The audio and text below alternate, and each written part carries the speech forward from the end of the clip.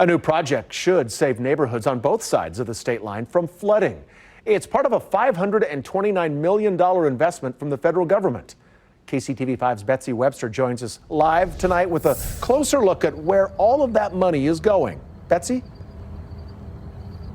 Well, this is a levee improvement project along both the Missouri and the Kansas rivers. It involves 6 neighborhoods, including industrial ones that employ more than 100,000 people. Levees were no match for the waters that caused the historic flooding of 1951. Improvements meant the next big one, the Great Flood of 1993, was less damaging to the metro than it could have been. But 93 showed yet more work was needed. Look at the living room, man. This is what people in KCK's Argentine neighborhood had to put up with multiple times in 2017.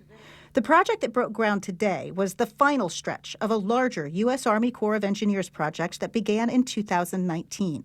The last piece, whose start was celebrated today, includes both Argentine and Armourdale in KCK.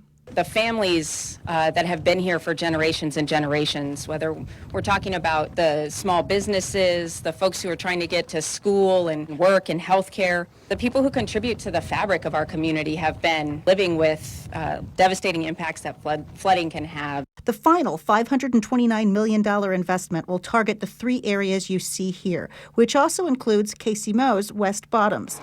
The West Bottoms, long a mainly industrial area, has seen a facelift in recent years with chic restaurants and residential.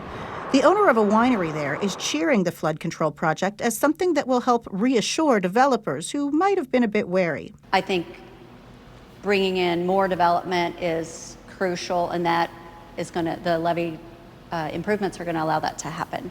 That last section, shown in yellow, is part of a larger project. Improvements along the stretch in orange, adjacent to KCK's Fairfax District, North Kansas City, and KCMO's East Bottoms, have already been completed.